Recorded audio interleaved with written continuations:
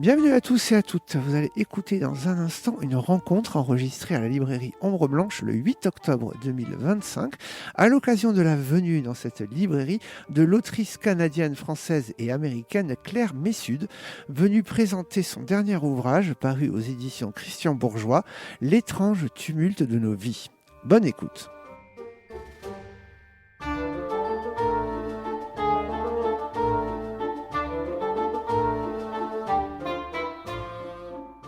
Bonsoir à tous, bonsoir ou bonjour, enfin il est 18h, je ne sais pas si on dit bonjour ou bonsoir, mais en tout cas bonjour ou bonsoir à toutes et à tous, bienvenue. On est très heureux d'accueillir pour cette rencontre Claire Messud. On dit Messud, on prononce Messud. le Messud, hein, voilà, c'est bien, je voulais pas faire... Mon grand-père disait pas nord, mais sud. Pas nord, Messud. Voilà, c'est en effet une bonne entrée en matière. Alors vous avez la particularité, Claire Messud, d'être une autrice, si je puis dire, canadienne, française et américaine. Vous avez, je crois, les trois passeports. Oui. C'est bien ça. C'est bien Ouais. ça. Je suis née aux États-Unis, Ouais. d'un père français et d'une mère canadienne, mais anglophone. Donc, ma langue maternelle, c'est l'anglais. J'écris en anglais. Mais il a fallu aussi apprendre le français pour parler avec mes grands-parents qui ne parlaient pas anglais. Alors le livre s'intitule, votre dernier roman, L'étrange tumulte de nos vies. Alors déjà un titre magnifique, hein. This Strange Eventful History. Donc voilà, petite... Un petit peu différent. C'est un petit peu différent, on en parlera peut-être. Oui, Oui, on peut en parler. Alors vous êtes une autrice donc, de premier plan, vous avez écrit déjà 6 ouvrages de fiction, dont notamment Les Enfants de l'Empereur en 2008, qui vous avait valu un grand succès international. Vous avez vous avez été lauréate des bourses Guggenheim et Radcliffe et du Strauss Living Award de l'Académie américaine des arts et des lettres. Vous enseignez, alors je crois que vous venez d'arrêter, enfin Je viens de m'arrêter. vous me l'avez dit juste avant, donc c'est pour ça. Oui. Après 10 ans, j'enseignais, mais j'enseignais ailleurs auparavant, mais Voilà. ça fait 10 ans à Harvard et je viens de m'arrêter. Vous enseignez donc les lettres à l'université de Harvard et vous vivez donc à Cambridge, mais non pas Cambridge en Grande-Bretagne, mais dans le Massachusetts. Voilà. Et donc l'étrange tumulte de nos vies, alors est un roman moi qui m'a totalement embarqué. Je me suis dit au départ, c'est une entreprise quand même assez ambitieuse puisque c'est un roman qui traverse, on va dire, 70 années du XXe siècle. Hein. Ça commence en 1940, on va jusqu'en 2010. Il y a un épilogue qui revient un petit peu en arrière, qui se passe à Tlemcen, en Algérie, en 1927, mais ça couvre vraiment quasiment une grande seconde moitié du XXe siècle à travers une sorte de... On va suivre plusieurs générations d'une même famille et on va être transporté dans différents lieux, Salonique, l'Algérie, le Canada, en passant par la France, parce qu'il y a un point d'ancrage, un moment qui se situe un peu à Toulon, on verra comment. Alors j'ai une question, alors c'est inspiré bien sûr, on le comprend, de votre propre famille, mais c'est un vrai roman, une vraie fiction avec des personnages tous plus incarnés les uns que les autres.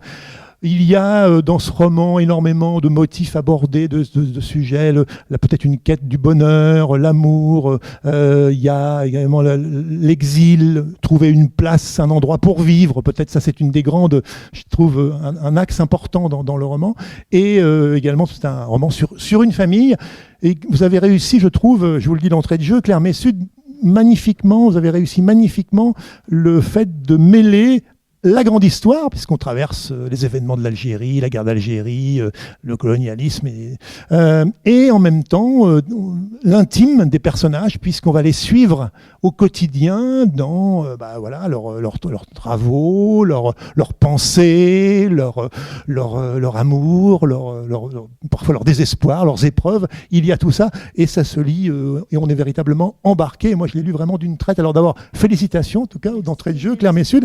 Et première question, pourquoi maintenant écrire comme point de départ sur votre famille, et quel a été un peu peut-être le déclencheur qui a précipité l'idée, l'envie d'écrire ce très beau roman. Bienvenue. Merci, voilà. merci à tous et à toutes d'être venus. Merci à vous, Avec Jean-Antoine, plaisir. de discuter avec moi. Je dirais que ce n'est pas un mensonge de dire que c'est peut-être le roman que j'attends presque toute ma vie, ou ma vie adulte, à écrire. Et il a fallu que j'apprenne pas mal de choses. C'est un livre plus ambitieux que mes autres. Il y a plusieurs personnages. Il y a aussi cette arche d'histoire assez longue.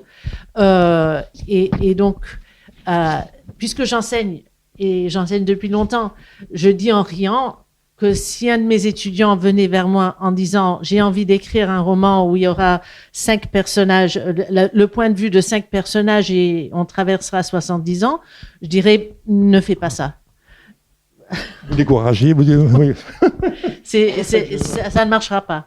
Parce que c'est quand même difficile et il m'a fallu quand même pas mal d'années d'écriture et de lecture pour avoir une idée comment aborder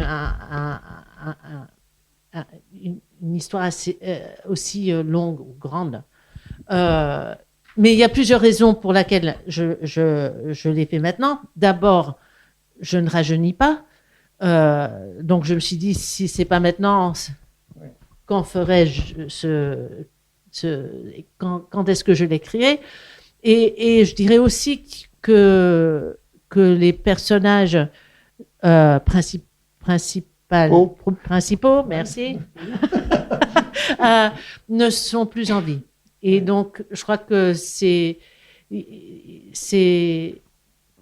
un roman qui est de ma part écrit, c'est un peu comme une lettre d'amour. Mais en même temps, si les vraies personnes étaient en vie, je ne sais pas s'ils en seraient tellement contents. Oui. Parce que il y a peut-être des gens qui voudraient être des personnages en fiction, mais ils sont rares. Vous écrivez dans les remerciements à la fin du livre, il faut toute une vie pour écrire certains livres et il n'aurait pu être achevé sans un soutien et une aide venus de toutes parts, y compris d'autres livres. Et peut-être que c'est là, en effet, qu'il faut puiser. Vous parliez de lettres, mais il y a peut-être aussi l'accès à des documents familiaux. J'en dis pas plus, mais on va... Tout à fait. Donc, parce que mon grand-père, qui est né en 1901 et mort en 1998, Gaston Messude, il a écrit, pendant sa retraite, il a écrit pour ma sœur et pour moi une sorte de mémoire, un récit familial qui parle des années de 28, quand mes grands-parents se sont mariés, jusqu'en 46. Donc, et il a écrit à la main. C'est plus de 1000 pages à la main, avec des photos, des lettres collées. C'était dans des grands dossiers rouges qu'il gardait au-dessus de son bureau. Et il les a écrits pendant les années 70, de 72 à 75 à peu près. Et j'avais lu des extraits, mais je ne l'ai lu en entier qu'en 2017. Et à un moment donné, il écrit vous ne le lirez probablement pas pour 35 ans. Alors je me suis dit, de 75, les 35 ans, on arrivait à 2010. Et donc il n'avait pas tellement tort. J'avais un peu de retard, mais pas tant que ça. Et le livre va jusqu'à 2010, puisque les derniers chapitres, après il y a un retour en arrière. Et c'est vrai que vous dites aussi quelque chose de très important dans le tout début, dans le prologue du roman. Bon, le livre est dédié pour ma famille, donc ça c'est déjà l'entrée de jeu. Je suis écrivaine, je raconte des histoires. En réalité, bien sûr, je veux sauver des vies ou simplement je veux sauver la vie même. Et ça c'est assez magnifique parce que c'est vrai que ce livre est vraiment c'est la vie, quoi. C'est bien sûr, il y a les naissances, les morts, les rencontres, mais il y a tout ça, vous embrassez tout ça dans un même élan, mais c'est d'abord un livre de vie. Enfin, oui, voilà. C'est l'espoir. Pour moi, en tant que lecteur, c'est ce que je cherche quand je lis, c'est d'avoir l'expérience d'autres vies que la mienne, d'apprendre un peu de ce que c'est que d'être humain sur la Terre, dans le passé, dans le présent, Le futur, ça m'intéresse. C'est pas que je m'intéresse pas au futur, mais la science-fiction, ça m'intéresse peut-être moins. Mais j'allais dire d'ailleurs que le récit de mon grand-père, il l'a appelé tout ce en quoi nous avons cru. Et c'est parce qu'il savait que le monde qu'il a connu, nous, ma sœur et moi, nous ne le connaîtrons jamais. Parce que lui, il a écrit c'est dans le roman, je crois, mais un peu changé, mais il a écrit pour ses enfants au moment de la guerre. Il a écrit pour mon père et ma tante quand ils étaient enfants, au cas du décès de leurs parents, donc de mon grand-père et ma grand-mère. Et il leur a écrit une lettre à ouvrir dans ce cas, où il a dit, ce qu'il faut savoir sur notre famille, c'est que nous sommes méditerranéens, latins, catholiques et français.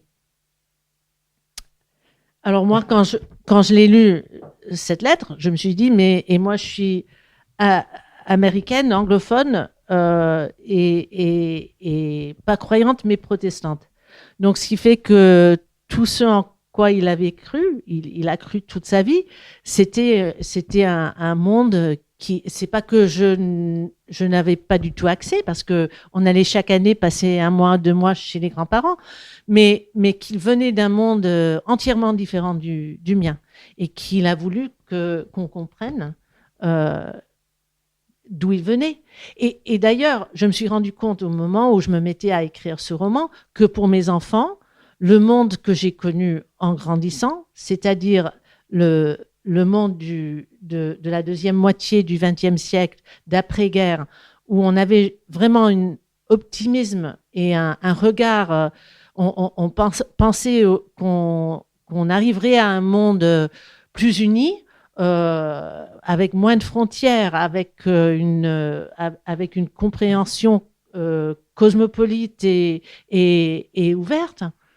C'était pas du tout le monde qui, il y a 10 ans, au moment de l'élection de Trump la première fois aux États-Unis, c'était pas du tout le monde que connaissaient mes enfants, donc qui ont maintenant 21 et 24 ans.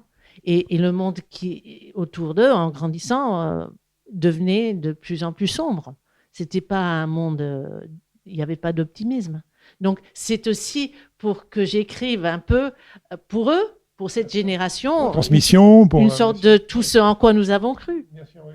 Vous écrivez, en fait, vous ne l'avez lu en entier, donc certaines parties de ses mémoires de votre grand-père, donc Gaston, qui est le fameux, on peut dire, Gaston Cassard dans le livre, qui est le Gaston Messud. J'insiste beaucoup, c'est un roman, et c'est vrai que vous avez réussi ce tour de force, en effet, on est dans la tête des personnages, on est en eux, mais voilà, ça n'a pas dû forcément être simple pour vous, peut-être de vous distancier finalement d'une certaine forme de réalité, mais bien que vous n'ayez pas forcément connu, en effet, voilà, vous en savez. Je dirais je crois pas que je sois seule en trouvant que pour écrire la fiction, parce que on pourrait dire que tout est fiction. Oui, bien sûr. De toute façon, oui, parce qu'on imagine, mais d'avoir des faits, c'est un peu comme du papier mâché.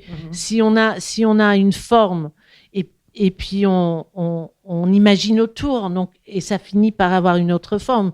Donc j'avais des lettres, j'avais ce récit, j'avais des lettres, j'ai lu des histoires, j'ai regardé des films, des actualités des années 50, donc des tas de sources d'informations.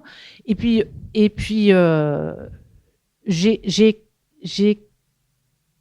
créé des personnages qui ne sont, au fur et à mesure, c'est comme un avion qui décolle, qui ressemblait de moins en moins à ma propre famille. Mais en même temps, il y a pas mal de traits familiales, je crois, d'événements. Oui, j'imagine, je veux bien le croire. Alors, c'est un roman en 7 parties qui commence en juin 40. Alors, on est au début en Algérie, on est à Salonique, en Grèce. La partie 2 nous transporte dans le Massachusetts. Là, on franchit, il y a des dates différentes. On franchit une décennie, on est en 53. Ensuite en Algérie, on revient en Algérie. On repart au Canada dans la 3e partie. On passe dans les années 60, 62, 63. Les mois sont précisés. La 4e partie nous transporte en Australie. On est sur des continents genres très différents. Hein. Dans les années 73-74, dans les années 70. Ensuite, il y a un interlude qui nous transporte à Toulon, en France, qui devient un peu le point un peu d'ancrage. Et la 5e partie, on repart aux États-Unis. On est dans les années 80, on est en 89. Connecticut, Toulon, on est traversé de la Manche, Calais, Douvres. La 6e, on revient en France. On est dans le sud-est de la France, à Toulon toujours, mais la Napoule, Cannes, donc la Côte d'Azur. Et la 7e partie, on repart aux États-Unis. On est en 2010. On revient à Toulon. On repart dans le Connecticut, et il y a un épilogue, après la 7e partie, qui nous transporte en février 1927 à Tlemcen, en Algérie. Tlemcen est important, j'ai l'impression, dans ce roman, parce qu'il y a un très beau passage où, je crois, me souvenir, où il rencontre Lucienne, enfin, c'est son première rencontre du grand-père avec son amoureuse, qui va devenir son épouse, et voilà, il y a une espèce de très belle scène qu'on lira peut-être tout à l'heure, c'est un très bel extrait. Donc, cette construction n'était quand même pas, c'était osé, il y avait quand même un pari. Il n'y avait pas moyen. Oui. Au début, j'avais l'idée d'écrire 4 romans, petits romans, que je mettrais ensemble, qu'on publierait chacun, et puis à la fin, on les publierait tous ensemble. Et mon éditrice à New York, elle m'a dit, ça va pas, non? Il n'y a aucune question, tu vas pas faire ça, c'est pas possible. Tu as un roman, il faut que tu te débrouilles, que tu trouves un moyen de faire ce que tu veux dans un seul roman. Donc, je me suis demandé, mais comment faire pour avoir 70 ans en moins de 500 pages. Et finalement, ce que j'avais en tête, c'est que j'ai appris, à un moment donné, les sciences, je ne m'y connais pas du tout, mais étant canadienne, je sais que on a opéré du cerveau la première fois au Canada. Et la patiente, il faut qu'on soit éveillé quand on est opéré du cerveau. Et ils ont trouvé si on met une aiguille dans l'endroit où se trouve la mémoire, tout est là.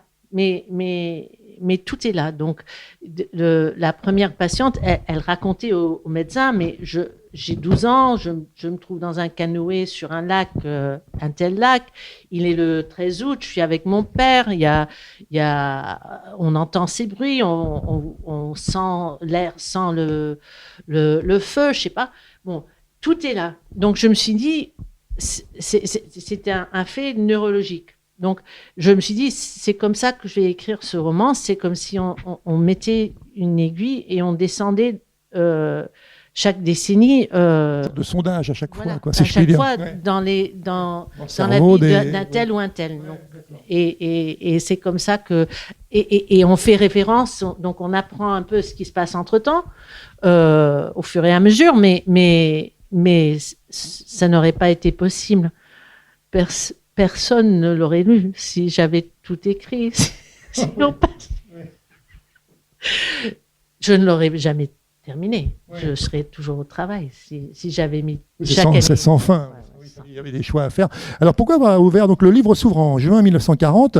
En effet, c'est le moment où Paris tombe aux mains des Allemands. Et donc Gaston Cassard, le grand-père, décide il est en poste, il est attaché naval à Salonique, donc en Grèce, et donc il va décider de renvoyer, si je puis dire, sa femme Lucienne et leurs enfants François et Suzanne en Algérie, où il est né, pour les mettre à l'abri. Et ça, c'est le point de départ du roman. Et après, il y a énormément d'événements qui vont se greffer. Pourquoi avoir choisi juin 1940 ? C'est cette date évidemment très importante, mais vous auriez pu peut-être commencer, je ne sais pas, votre roman à un autre moment, dans un autre...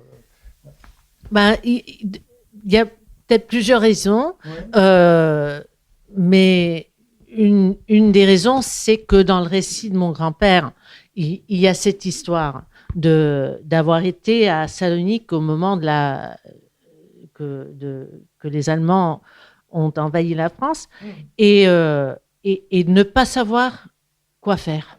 Donc, c'est parce que maintenant, on dit en anglais « hindsight is 20/20 ». Je ne sais pas comment on le dirait en français.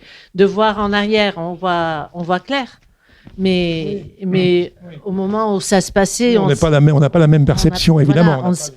Et pour lui, le fait d'avoir envoyé, donc il avait mis sa femme et ses enfants dans le train, ce qu'il rentrait en Algérie, il fallait passer par l'Italie, et l'Italie allait entrer au jour le jour, allait entrer dans la guerre. Donc, ce serait plus possible de passer. Donc, vers le 15, je sais pas, je me rappelle plus, mais c'est fin mai, je crois. Il les a mis dans le train et ils étaient dans un des derniers trains qui a traversé l'Italie avant que les frontières ne ferment. Il n'a plus eu de nouvelles. Pas de télégramme, pas de téléphone, rien. Il ne savait pas s'ils étaient bien arrivés. Donc, pour lui, sa femme et ses enfants étaient ce qu'il y avait de plus important au monde. Ça et son service militaire. Donc, le fait il était un grand patriote. Il venait d'une famille très humble. Son père avait quitté sa mère quand il avait 8 ans. Donc, sa mère était enseignée à l'école primaire. C'était une famille très humble. Et dans ce système, à l'époque, formidable de l'éducation française, il est passé de l'école primaire à Blida à Polytechnique à la fin. Donc, et pour lui, c'était la France qui a permis ce trajet. Donc, pour lui, il adorait la France, il adorait sa famille. Il entend à la radio l'émission de Charles de Gaulle et il se dit, mais qui est-il? D'où vient-il? On fait confiance en lui ou qu'est-ce qu'il faut faire? Qu'est-ce qu'il faudrait faire? Il était entouré par d'autres qui pensaient comme lui, qui ne savaient pas quoi faire. Mais son adjoint, j'ai traduit, il y a à la fin de cette partie, il y a une lettre que son adjoint lui a écrit, disant mais c'est le moment, il faut pas s'arrêter, il faut aller avec De Gaulle, il faut partir. Cotigny, c'est ça, la lettre de Cotigny. Voilà, la lettre de Cotigny, c'est une vraie lettre qui est dans qui a été retraduite. En fait, moi je l'ai traduit en anglais, qui a été retraduit par France Camus-Pichon, mais qui se donc, c'est-à-dire, c'est pas qu'il y avait une seule idée ou une seule opinion, mais lui, il avait sa famille en premier plan, si vous voulez, et il a décidé de rentrer à Beyrouth, d'où il avait été envoyé. Donc, il a retrouvé les autres de la marine, ses collègues de la marine à Beyrouth, et à ce moment-là, il était entouré par une vie. La choix a été faite, si vous voulez. Le choix. Mais je veux dire, donc ça, pour moi, c'était, et ça, pour tous, de vivre ce moment, des millions ont vécu de tels moments. Chacun a fait des choix ne sachant pas où ça irait. Et finalement, ça importait beaucoup.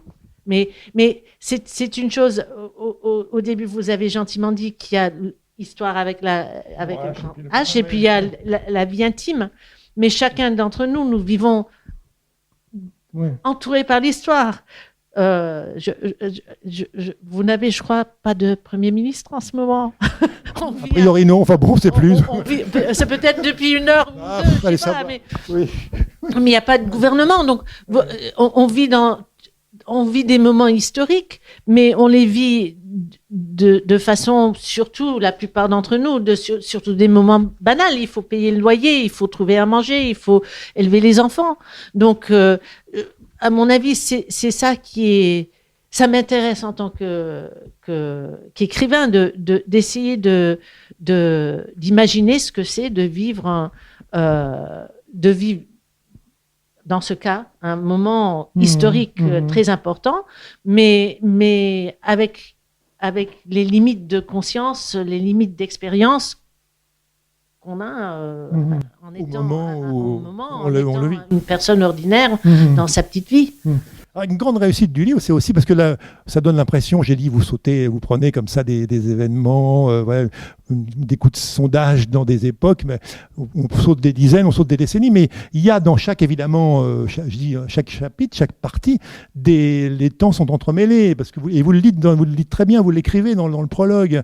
Je sais aussi que tout est lié, les constellations de nos vies évoluant ensemble dans l'harmonie et dans la discorde. Le passé tournoie avec le présent, et en lui, et le temps tout entier existe au même instant autour de nous. Le flux et le reflux, les harmonies et les dissonances, la musique se fait, que nous la décrivions ou non. Une histoire n'est pas linéaire, c'est quelque chose de plus riche qui forme des tourbillons et des remous, s'élève et retombe, se répète. C'est vrai que c'est exactement ça. Et, voilà. Et donc on a des événements qui vont s'entremêler. Voilà. Mais moi je me dis quand même bravo, parce que c'est vrai qu'à chaque fois on repart, voilà, les histoires s'enchaînent, les époques s'enchaînent avec finalement une... C'est très délicat, c'est subtil, vous arrivez à... Alors si je puis me permettre, peut-être lire ce passage justement où Gaston se revoit avec Lucienne, qu'il a rencontrée donc à Tlemcen. Donc là on est dans le chapitre juin 1940, pardon, mais c'est un épisode du passé. Donc. Il revoyait Lucienne lors de ce premier printemps où, amoureux, ils étaient allés ensemble au sanctuaire soufi de Tlemcen. De retour de l'université, il avait menti à sa mère, prétendant rendre visite à un copain de lycée qui s'était installé là-bas, au lieu de quoi il retrouva Lucienne, un rendez-vous clandestin sur le quai de la gare de Sidi Bel Abbès. Il revivait exactement le moment où il la vit, lui penché à la fenêtre, alors que le train entrait en gare, elle tenant sa valise devant elle à deux mains, la tête légèrement inclinée, clignant des yeux sous le soleil printanier. La brise sur le visage de Gaston à l'arrêt du train était tiède et glaciale à la fois, et le sifflet de la locomotive sonna à ses oreilles comme un cri de jubilation. La robe en soie jaune de Lucienne virevoltait au vent autour de ses mollets, dépassant elle de l'écume sous son manteau bordeaux à gros boutons. Son chapeau-cloche assorti, enfoncé comme un casque jusqu'à ses joues rondes, cachait ses magnifiques boucles brunes, et leur seule pensée lui donnait envie de les caresser. Et ses yeux. Il voulait voir ses yeux, fermés pour se protéger de la lumière aveuglante. Oh, cette impatience! Il leva le bras et agita la main, l'agita encore, alors qu'il avait presque rejoint Lucienne, et la simple vue de sa silhouette, de son menton baissé, réjouissait tout son corps, l'électrisait telle une décharge. Il avait su, en ce matin de printemps, que Lucienne serait la femme de sa vie. Elle l'électrisait encore, il l'adorait encore. L'intérieur pâle et doux de son poignet, fileté de veines, le creux de sa clavicule, son parfum, bergamote et sueur suave mêlées. Où était son parfum? Ils étaient deux animaux faits l'un pour l'autre. Pourquoi ne le sentait-il pas, ce parfum de son Naïni bien-aimé? Et c'est vrai qu'il y a un très beau passage où il y a François rencontrant Barbara, ou Barbara ayant vu François. Donc ça, c'est les enfants, hein. On a sauté une génération. Mais qui, pareil, vous arrivez comme ça à chaque fois. Il y a une sorte de... Au-delà des épreuves que subissent, hein, comme nous tous, on a tous connu évidemment des épreuves voilà, dans la vie, mais c'est une sorte de quête quand même de bonheur qui passe peut-être par finalement des rencontres, voilà, les rencontres amoureuses, mais les rencontres aussi de vie, enfin qui ne sont pas forcément amoureuses. Mais est-ce que c'est vrai? Est-ce qu'on peut lire votre roman comme ça, Claire Messud? Oui, tout à fait, tout à fait. Je dirais que c'est ce qu'il y a de... moi, je crois que c'est ce qu'il y a de plus important dans la vie. Ce sont les relations entre personnes. Mais je dirais aussi que, pour moi, d'écrire les personnages, donc Gaston et Lucienne, ils ont une histoire d'amour mythique selon eux-mêmes. Donc c'est un mariage très réussi. Ils sont très heureux. Et quand j'étais jeune, alors moi, mes parents, c'était un mariage un peu moins bien réussi. Ils se disputaient pas mal. Et je me disais, mais qu'est-ce que c'est dur d'avoir des parents qui s'entendent pas. Et puis quand j'étais adulte, je me suis rendu compte, mais c'est aussi difficile d'avoir des parents qui s'entendent trop bien. Donc la question, c'est difficile d'avoir des parents. C'est ça le problème. D'être les enfants d'un couple qui se croit destiné c'est très difficile. Donc, on a en tant qu'enfant, on se dit, mais il faut que je trouve un époux, que je sois en couple comme ça, il n'y a pas d'autre moyen. Donc, et en fait, c'est très, très difficile. Et dans le roman, ainsi que dans la vie, il y en a un des enfants qui n'est jamais en couple et l'autre qui est forcément dans un couple plus compliqué. Après, il y a et puis c'est aussi un roman, je trouve, sur trouver une place. À un moment donné, il y a un passage assez éclairant. En effet, c'est peut-être une place, un endroit pour vivre, mais c'est peut-être pas la bonne place. Il y a l'exil, évidemment, puisque la plupart vont. Voilà, après, il y a le départ vers le Canada, il y a tout ça. Et après, il y a un moment, ils s'en vont en Australie. Donc, il y a à chaque fois, finalement, cette épreuve, quand on arrive dans un lieu, et de refaire à nouveau, de rebâtir une histoire, tout en gardant peut-être finalement ce qui est leur propre ancrage, c'est peut-être leur famille, enfin au final peut-être. Enfin, c'est sûr, oui, non, c'est sûr. Je crois que comment dirais-je, j'ai l'impression que maintenant dans le monde, il y a un essai que j'aime beaucoup de Salman Rushdie qui n'est pas neuf maintenant, qui date de 88, 89 peut-être, qui s'appelle, peut-être plus tôt, parce que c'était peut-être avant le fatwa, qui s'appelle les Imaginary Homelands, donc des patries imaginaires. Et il parle du fait que en ayant quitté Bombay et en allant en Angleterre, il avait quitté à jamais la patrie qu'il connaissait, parce que avec le temps, le pays qu'il avait quitté change aussi bien que lui et que le pays où il se trouve. Donc, si on rentre à son pays natal, ce n'est plus le même endroit. Donc, c'est un fait que ce déplacement qui nous afflige tous, en fait. Vous êtes venu, je crois, de Paris. Oui, enfin, je parle de Paris à Toulouse, c'est pas très. Enfin, c'est un changement. Mais tout de même, le Paris, quand vous rentrez maintenant, 25-30 ans après, ce n'est plus la même, c'est plus la même ville. Et je crois que il y a des gens qui ne quittent jamais l'endroit où ils sont nés.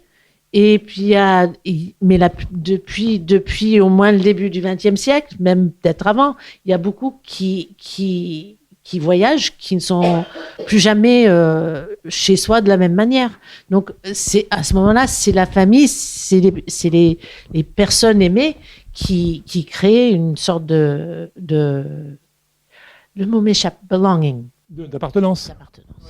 Oui, c'est vrai que c'est un livre sur le sentiment, l'illusion d'appartenir peut-être à aucun pays, sur l'errance, le sentiment de déracinement, il y a tout ça.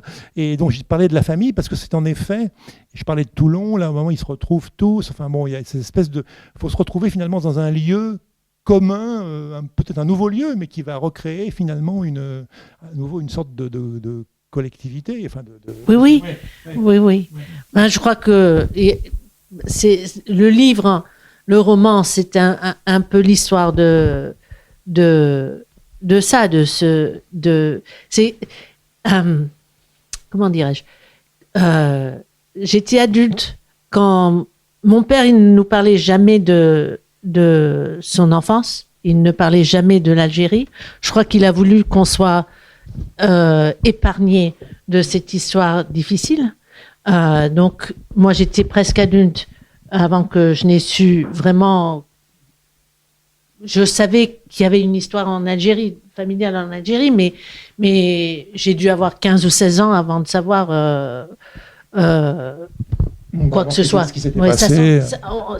On n'enseigne pas aux États-Unis l'histoire de la guerre d'Algérie. Mais j'avais peut-être entre 22 et 25 ans. J'étais rentrée pour Noël et avec ma mère, on est allé à la messe. Et il n'a pas voulu aller, mon père. Et quand on est rentré, il était devant la télé et il pleurait. Et j'ai demandé, mais papa, pourquoi tu pleures? Il m'a dit, parce qu'il regardait le pape à la télévision, parce qu'il n'était plus croyant. Il a dit, quand la dernière fois que j'ai entendu la messe en latin, je croyais avoir une religion et je croyais avoir un pays. Et donc, mais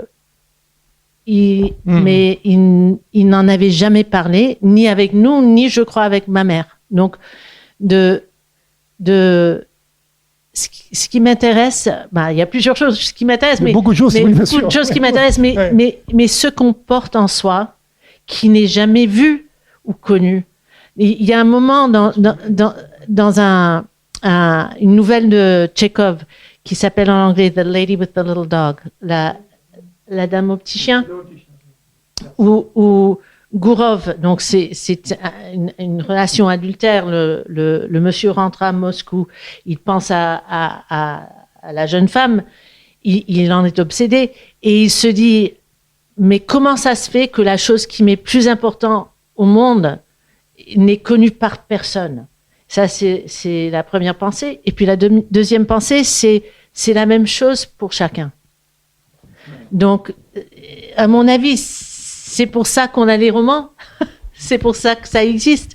C'est pour essayer de comprendre tout ce qui that doesn't break the surface, qui n'arrive pas, qui n'atteint pas la surface, voilà, qui reste en souterrain. Qui reste en souterrain.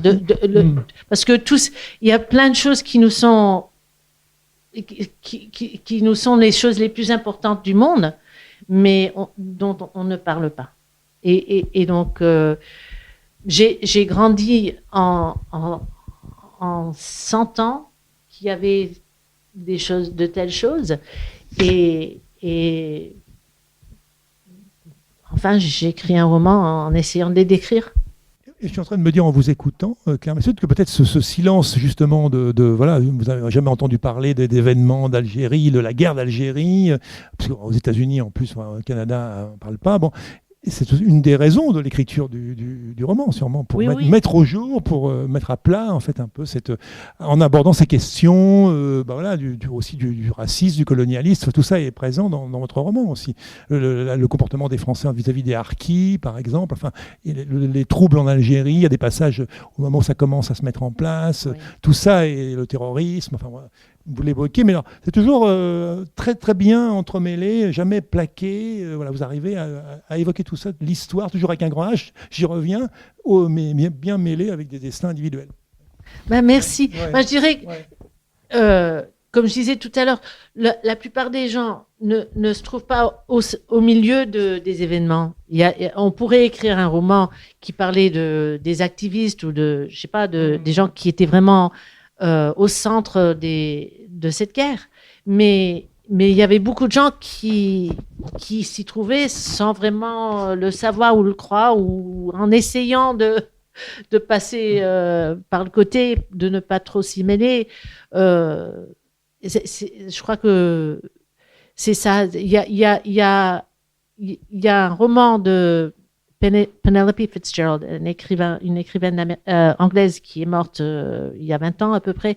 Elle a écrit un roman sur Novalis, le poète allemand voilà. Ouais. Et son épigraphe qui vient de Novalis, c'est la littérature existe pour remplir les lacunes de l'histoire.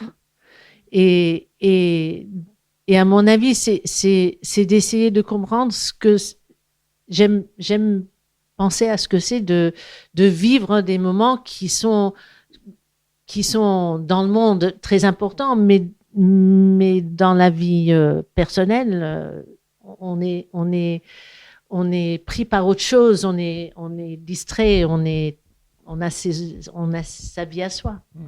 Quand vous avez commencé à l'écriture de ce roman, c'est une question qui me vient, je n'avais pas forcément prévu, mais Claire Messud, est-ce que ça a été un peu d'une seule traite, d'une coulée continue, ou est-ce que ça a demandé justement des pauses, des façons de reprendre peut-être l'histoire, de structurer différemment que ce que vous aviez peut-être initialement prévu, parce que c'est vrai qu'il y a une structure qui est vraiment très subtile, et voilà. Donc... je dirais que j'enseignais à plein temps. Justement, vous êtes occupé. C'est pas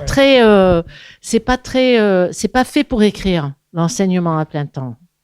Il y a ici ceux qui enseignent, vous le savez bien. Ils sont formidables, les étudiants, ils sont très prenants. Ah bon Sûrement. Et donc, j'avais fait des recherches, des notes pendant des années. Je me suis mise à écrire. J'ai écrit pendant 3 ans. J'ai mis 3 ans pour faire 100 pages. Et à un moment donné, je me suis dit, mais je ne finirai jamais ce livre. Alors, j'ai pris un congé non payé et je savais que j'avais du 1er janvier au 5 septembre. Alors, j'ai fait un plan de travail, me laissant 3 semaines de latitude pour si j'avais des problèmes. Et je m'y suis lancée. Donc, les 3/4 du roman, je les ai écrits en 8 mois. Ah oui, quand même, c'est rapide. Oui, ça reste... Parce que je savais que si je n'arrivais pas, je n'y arriverais jamais. Ouais. Donc, il fallait le faire. Vous étiez lancé vraiment une sorte de défi, un peu en quelque sorte. En sport, je suis nulle, pas comme mon fils. Mais votre fils est gardien de but. Mais c'était un peu comme si je m'entraînais pour un marathon. Il a fallu, j'ai couru. Par rapport à l'ensemble de vos personnages, justement, parce qu'on suit, il y a 3 générations, en gros, un peu 3-4 générations. Est-ce que dans la structure du livre, justement, la structure du roman, vous aviez d'entrée de jeu une sorte de vision globale par rapport à l'importance des personnages? Bon, ça part du grand-père, évidemment, qui est le personnage qui entre dans le roman et qui après, voilà, son épouse, ses enfants, et puis on saute de génération en génération et d'époque en époque. Mais est-ce qu'il y a des personnages qui, au cours de l'écriture, ont pris peut-être plus de place que vous ne l'auriez pensé au départ Je dirais que j'avais en tête, j'avais en tête un peu la forme. Je savais et c'est vrai qu'on commence avec Gaston, mais pour moi c'est vraiment c'est l'arche de vie de François. Donc, il est enfant, le fils qui a 9 ans, presque 9 ans, pas tout à fait 9 ans, en 40. François et Suzanne, c'est les 2 enfants. Voilà. Ouais. Et ça ne ruine pas l'expérience si je vous dis qu'il meurt à la fin. Donc, il est mort en 2010. C'est vraiment. C'est pas non plus. Ouais. Ça peut. Ouais, it's not a giveaway. Mais donc, pour moi, c'était l'arche de sa vie, mais c'était comme de la musique. Je savais qu'il fallait. Parce qu'il y a 7 parties. Il y a prologue, et puis en plus prologue, interlude, épilogue. Il y a 3 pour chaque, sauf 2. Donc, they're prime numbers. 3 chapitres pour they're all prime numbers. Ouais. Donc, premier, on dit que si on ne divise pas. Donc, ils sont 5. Il y a 5 points de vue. Il y a 7 décennies. Il y a 23 parties. Donc, c'était un peu comme... Parce qu'ils sont... Because they're all misfits. C'est pour ça. Parce que... The misfits. Ah, les Misfits, c'est... Oui. Un film, les Misfits. Oui, c'est le film de... Ceux qui n'entrent... Voilà. Oui, pas leur place. Oui, d'accord, pas à leur place. Voilà. Donc, c'est... Donc en me préparant, j'avais fait quand même, je savais quelle scène il fallait écrire. Oui, bien sûr. Et de quel point de vue. C'est aussi par moments, pour les personnages, certains caressent l'idée de partir, c'est ça, parce que voilà, notamment François, puisqu'on parlait de François, on va lui donner la parole à François, enfin on va parler de lui. François, allongé sur son lit, regardant le givre recouvrir l'intérieur de la vitre près de sa tête, se remémorait les samedis soirs de l'hiver 1949, tout aussi glacial, où Gardel, Servier et lui se pressaient de quitter leur dortoir pour aller au caveau de la Huchette, écouter Sidney Bechet et son saxo soprano aux notes flûtées. La cave voûtée si bondée que la fumée et la vapeur mêlée planaient au-dessus d'une masse de corps. Cette jubilation, ce fil langoureux, viscéral de la musique qui lui tirait des émotions de la poitrine presque contre son gré.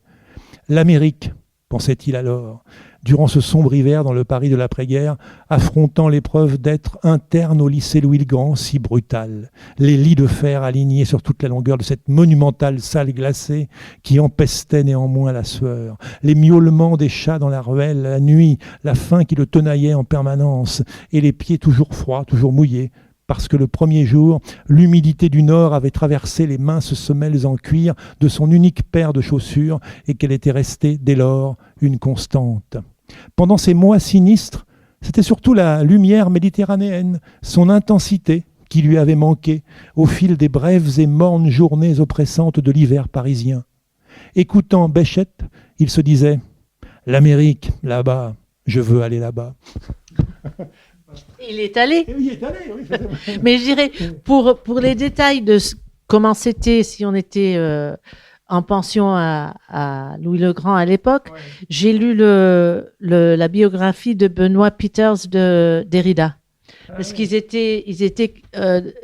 avaient 1 an de différence, mon père et Derrida. Ils étaient à Louis-le-Grand en même temps. Et il a fait une dépression nerveuse, Derrida aussi. Je crois pas que c'était pas très gai, je crois. Justement, vous évoquez ce travail, justement, la lecture d'un livre pour décrire, évoquer, comme c'est un épisode précis, une description. Vous avez eu souvent recours à de la documentation, justement, que ça soit peut-être sous forme livresque, mais aussi, j'imagine maintenant avec Internet, enfin avec la recherche. Ou est-ce que voilà, ça a compté pour vous aussi pour Bah oui, je crois que pour moi, on parle de l'histoire aussi. Chacun est différent. Je sais que pour moi, quand je lis un roman, je vois la scène dans ma tête. Et c'est comme un film je crée la scène dans ma tête. Mon mari, par contre, qui a une mémoire orale, mais non pas visuelle, il ne crée pas d'image. Il n'y a pas de film chez mon mari qui est critique littéraire. Donc, chaque cerveau est différent. Mais pour moi, pour écrire, il faut que je puisse imaginer la scène. Donc, et je voudrais que ce soit possible ou plausible et non pas. Donc, je passe mon temps à regarder les plans de ville, des photos oui, non, il me faut quand même un sens sens de la réalité. Oui. L'importance des personnes, la plupart, il y a beaucoup de passages assez narratifs, mais il y a des dialogues aussi très réussis. Mais il y a, c'est essentiellement en grande partie écrit à la 3e personne, avec des passages quand les filles c'est Loulou et Chloé, je crois, les enfants. Alors c'est donc les petits enfants de Gaston, c'est ça, oui, les enfants de François et Barbara, voilà. Chloé qui à un moment donné, caresse le désir de devenir écrivaine, on peut le dire, c'est pas non plus un suspense. Mais et là, on passe, elle s'exprime en disant je crois, me souvenir qu'on passe à la première personne. Ça, c'était justement une façon de montrer une différence. Oui, c'est la seule à avoir à prendre la parole, et c'est elle qui me ressemble le plus. J'avais deviné un peu. Et le prologue, c'est dans sa voix, et puis elle apparaît ensuite au milieu du roman en 74. C'est la première fois qu'elle parle. Elle est enfant à ce moment-là. Et oui, parce que je voulais quand même, comment dirais-je, j'imagine les personnages, mais je voulais aussi faire entrer une voix personnelle. Une première personne, une première personne. Une personne qui s'implique dans l'histoire et qui disent. Et qui en fait crée l'histoire. Qu'on ait l'impression qu'il y a quelqu'un qui l'écrit. J'étais déterminée à devenir écrivaine. Mon père blêmissait devant un rêve aussi naïf. Grand-père avait lui aussi voulu écrire. Il avait, dans les années 1930, terminé un roman et un recueil de nouvelles poliment refusés par plusieurs éditeurs parisiens, comme ayant peu de chances de se vendre. Et il avait renoncé sans bruit à ses espoirs. Une fois en retraite seulement, il s'était assis à sa table, avec la discipline militaire de toute une vie, pour faire par écrit, à l'intention de ses petites filles, le récit de sa vie de jeune époux. François ne s'était pas autorisé de telles chimères. à partir du moment où, à 30 ans, il avait, avec regret, abandonné son doctorat. Il avait compris que son rôle était de subvenir aux besoins de sa famille. Je savais qu'il voulait m'épargner ses propres déceptions. Mais Clo, m'avait-il dit tristement, quand à 16 ans, j'avais à nouveau annoncé mes ambitions. Seuls les génies peuvent être écrivains. Il l'a vraiment dit, mon père. Et je dirais, je trouve ça émouvant parce que, à mon avis, ça sortait d'une révérence qu'il avait grandi dans une culture française qui avait à l'époque une révérence pour les écrivains et pour les intellectuels. Et je trouve ça très beau, en fait. J'habite un pays qui n'a pas beaucoup de temps pour les écrivains et les intellectuels. Donc, moi, je trouve très beau l'idée que qu'on pourrait se dire, mais il faut vraiment être quelqu'un pour oser écrire. En même temps, il y a deux facettes. Parce que de l'autre côté, on pourrait se dire, mais ce qu'on sait faire aux États-Unis, c'est oser. Et oui, le côté entreprise. Donc, c'est problématique de croire a priori qu'on n'a pas le droit de s'y lancer. Ça, c'est un problème aussi. Oui, et puis c'est aussi ce qui est intéressant, c'est qu'on aime le roman qui travaille sur le temps, puisque on travaille à 70 ans. On voit les personnages, évidemment, ils évoluent. Alors, Barbara, qui à un moment donné, ils sont en Australie, à Sydney, on est en 74, les années 70, les libérations et autres. Donc, son personnage, elle est en train, on sent qu'elle bascule dans autre chose. Enfin, c'est une femme qui est en train de changer, qui n'a pas du tout la même façon peut-être de vivre, de se comporter comme elle était avant. Enfin, il y a c'est ça qui est assez passionnant finalement, c'est de voir vos personnages traverser les époques et changer de comportement, d'habillement, enfin d'énormément de choses. Ouais. Je disais à quelqu'un, j'y pense, c'est un peu parce que l'écriture change aussi, je crois. Oui, voilà aussi. Et c'est un peu un voyage à l'intérieur. Parce que il y a eu un sondage aux États-Unis qu'on a fait dans les années 40 et puis on l'a refait vers 2010 en demandant au peuple, est-ce que vous croyez que vous-même vous êtes important, vous-même en tant qu'individu. Ouais. Et dans les années 40, c'était à peu près 85% qui disaient non, je n'ai pas d'importance. Et vers 2010, c'est l'inverse. Donc, si on pense qu'on est créé par les histoires qu'on se raconte, les histoires qu'on se raconte ont beaucoup changé depuis 80 ans. On a vraiment un sens différent de ce qui compte, ce qui est important. Et je crois que son propre état psychique est beaucoup plus important on le trouve beaucoup plus important qu'on le trouvait dans les années 40 ou 50. On y attache beaucoup plus d'importance. Et en effet, une façon de... Et là, vous écrivez, elle se sentait revivifiée, euphorique, libre. Donc, parlons de Barbara. On est en 74 à Sydney, en Australie. Je parlais du titre, alors d'avoir très, très belle traduction. Il faut toujours citer cet important traduit de l'anglais, donc Canada, par France Camus Pichon. Je crois beaucoup de chance. Elle vous suit depuis plusieurs livres. Oui. Ouais. Donc ça doit faire bientôt 20 ans qu'on travaille ensemble, qu'elle a traduit mes livres. Elle est vraiment formidable. Je suis très, très reconnaissante. Elle est vraiment... Et le titre, donc, magnifique titre, L'étrange tumulte de nos vies. Oui. Titre anglais, The Strange Eventful History. C'est un peu différent et c'est très beau en français. Oui. En anglais, c'est une citation de Shakespeare. Mais en français, c'est une phrase qui se trouve dans le roman, une phrase écrite par France Camus Pichon. Mais en anglais, le titre vient du soliloque, on dit soliloque de Jacques dans As You Like It. All the world's a stage and all the men and women merely players. En anglais, c'est très connu. Tout le monde est un stage. une scène. Et tous les hommes et les femmes ne sont que des joueurs. Ça ne vous dit pas? C'est connu en France? Pas tellement.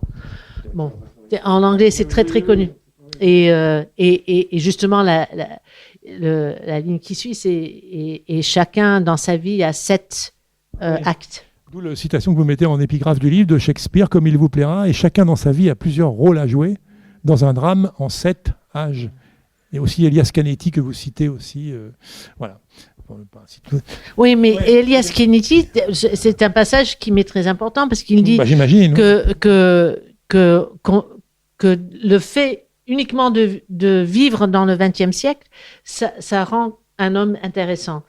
On n'a pas à avoir être roi ou à je sais pas, gérer une entreprise ou à tuer un homme.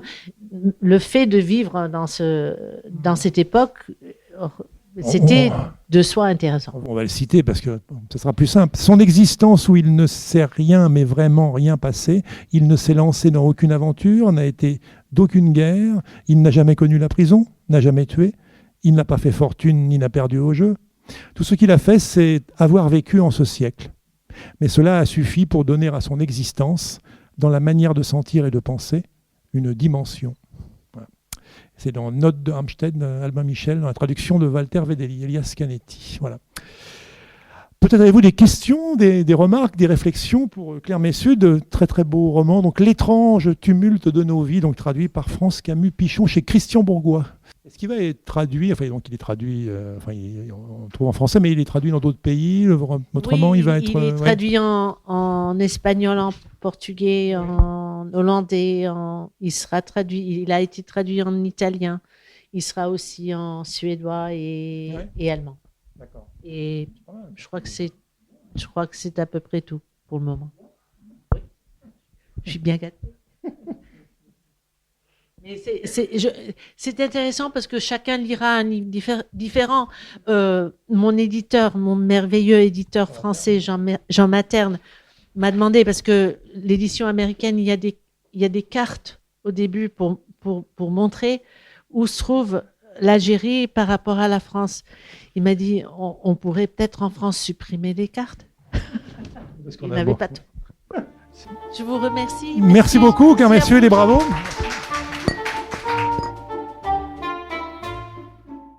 L'étrange tumulte de nos vies de Claire Messud est paru aux éditions Christian Bourgois.